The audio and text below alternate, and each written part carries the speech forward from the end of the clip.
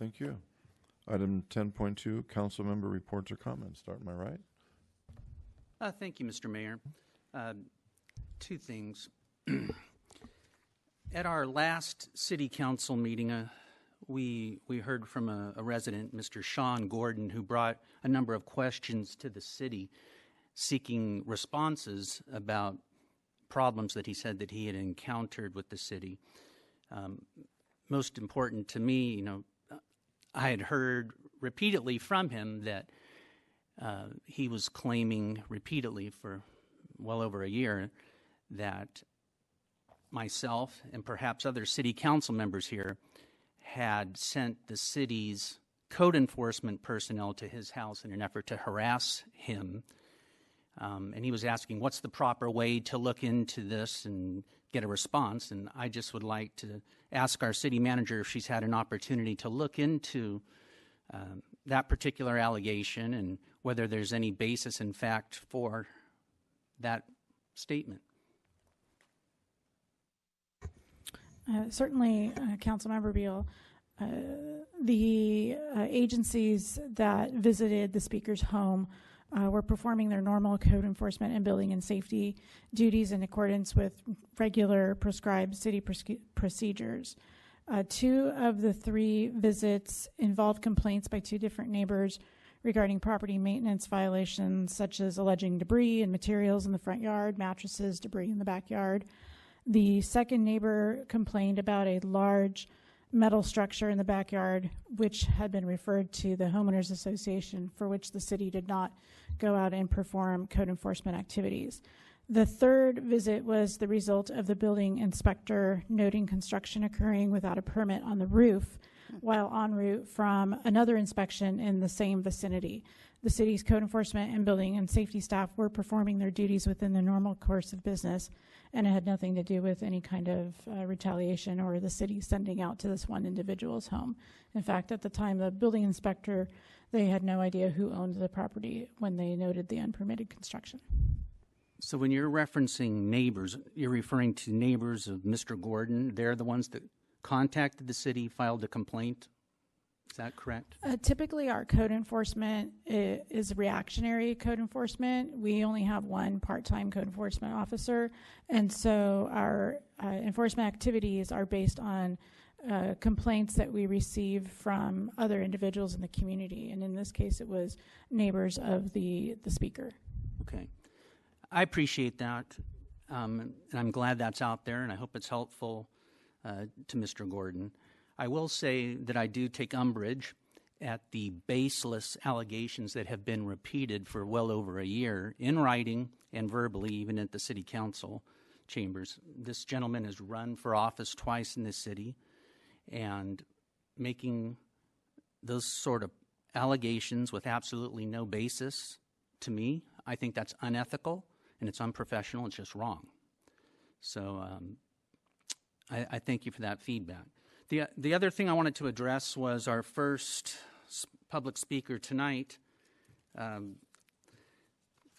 Mr. Yan was kind enough to serve upon me a notice of intention to serve a recall petition. And I'd just like to comment upon that and say this. It has been one of the greatest honors in my life to serve on the Rancho Santa Margarita City Council. Those of you that have known me, I say it all the time. It's the most rewarding thing that I have ever done as a grown-up. I'm so proud of this community, and I'm proud of the special quality of life that all of the residents of this great city enjoy. And I'm very proud of all that our city has accomplished. We're an award-winning, master-planned community. And that master plan I have celebrated over and over and said that vision that was originally designed by Richard Reese, that is what is, in my opinion, so important to bringing the special quality of life that we enjoy here, and why I am proud to have a long record of fighting to protect that plan when it's been challenged. I'm proud that we are continually, every year, ranked as one of the very safest cities in the entire country. I'm proud that we have a balanced budget. We have an entire year's worth of funds in reserve. I'm proud of the beautification projects that we have been implementing throughout our community. As our community ages, we want to make sure that we continue to look beautiful and compete with the newer communities that are just being constructed. I'm especially proud of the incredibly high citizen satisfaction results that we've received. We've had consultants stand right there not too long ago saying, we've never really seen results like this anywhere we've gone, and they go all over the country.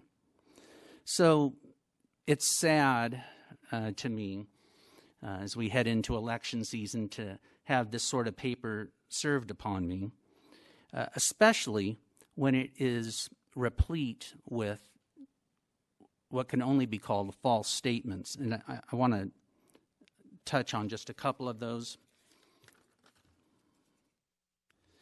One of the statements that is made in this paper that Mr. Yan served upon me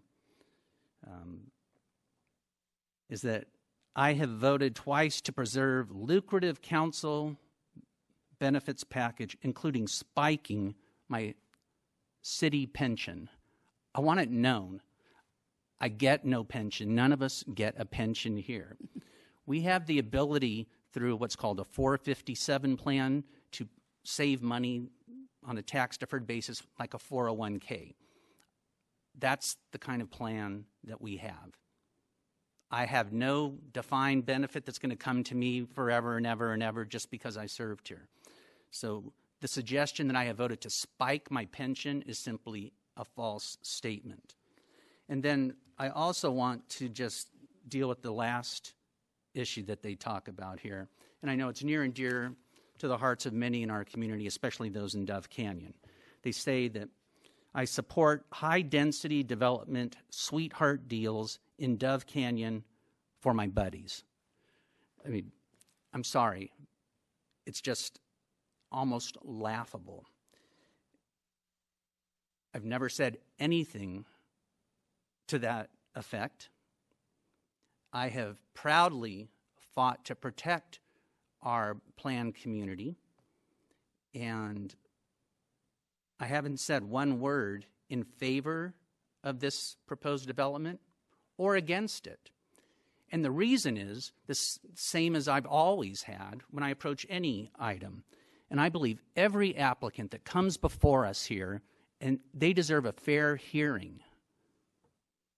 And so remember back to the days of Measure Z when they wanted to rezone our auto center.